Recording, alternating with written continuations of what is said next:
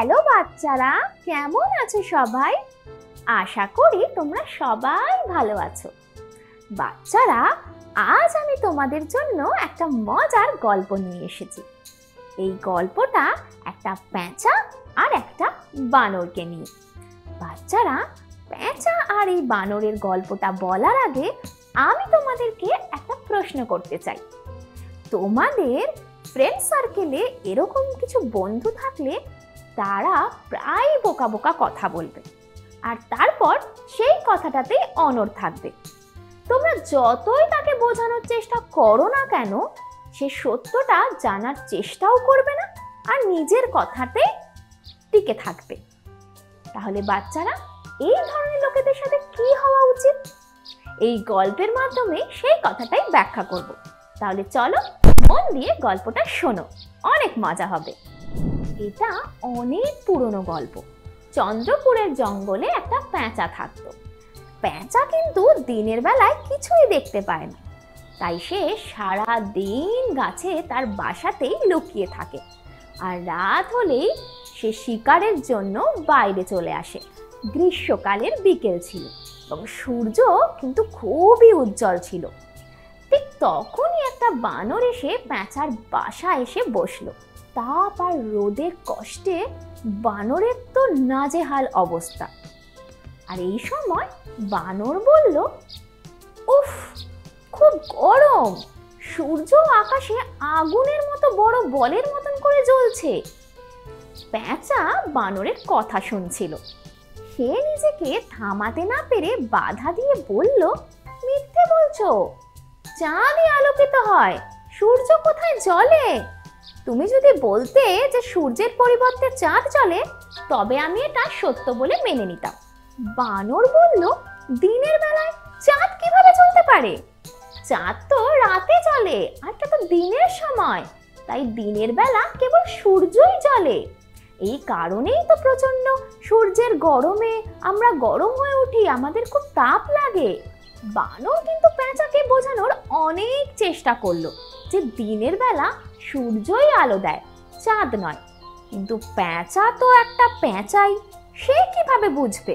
সে নিজের উপরেই অনড় ছিল। জিদ করে পেঁচা বানরের সাথে ঝগড়া করতে লাগলো। পেঁচা বলল, চলো আমরা দুজনেই আমাদের এক বন্ধুর কাছে যাই, সেই কিন্তু সঠিক সিদ্ধান্ত নেবে। বানর বলল, হ্যাঁ হ্যাঁ ভাই, তাই চলো, সিদ্ধান্তটা আজই নেওয়া যাক। বানর আর পেঁচা দুজনেই গেল অন্য একটা গাছে। সেই দ্বিতীয় গাছে এক ঝাঁক পেঁচার বাস করত। পেঁচা সবাইকে ডেকে একত্রে বলতে বলল দিনের বেলায় আকাশে সূর্য জ্বলছে কিনা।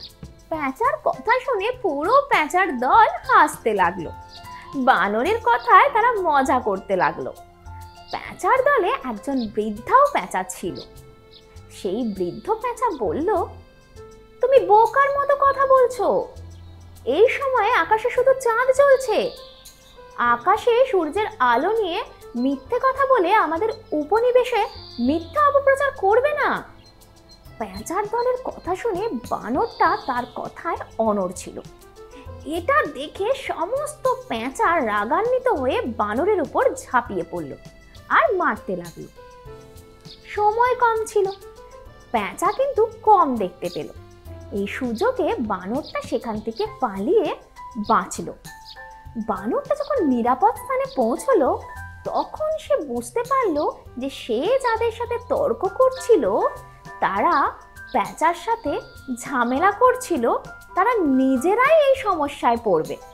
কারণ তারা তো চোখেই দেখতে পায় না, তারা তো শুধু রাতের বেলা দেখতে পায়।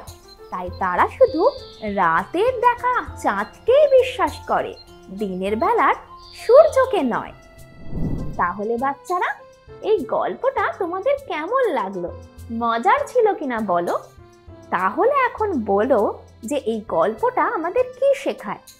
বাচ্চারা, এই গল্পটা আমাদের শেখায় যে বোকা মানুষরা কখনোই জ্ঞানী মানুষের মতো কথা বলে না, সত্যকে বিশ্বাসই করে না। তারা তাদের মনকে অন্যভাবে ব্যবহার করে, তাই তারা বোকা। এমন পরিস্থিতিতে বুদ্ধিমান লোকেরা যদি তাদের সাথে তর্ক করে, তবে তারা কেবল তাদের সময় নষ্ট করবে।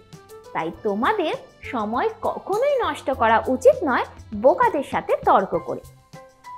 তাহলে বাচ্চারা, আজ আমি যাই, পরের বার আবার আসবো এরকমই আরেকটা মজার গল্প নিয়ে। ততক্ষণ ভালো থেকো, সুস্থ থেকো। আজকের মতো টাটা।